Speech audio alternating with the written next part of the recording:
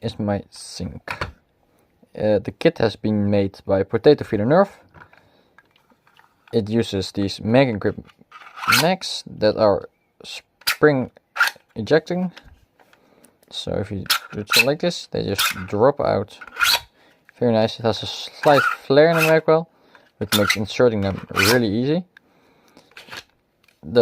It's on K25 equivalent. It's PF25. That's the same spring but made by Potato Feeder Nerf.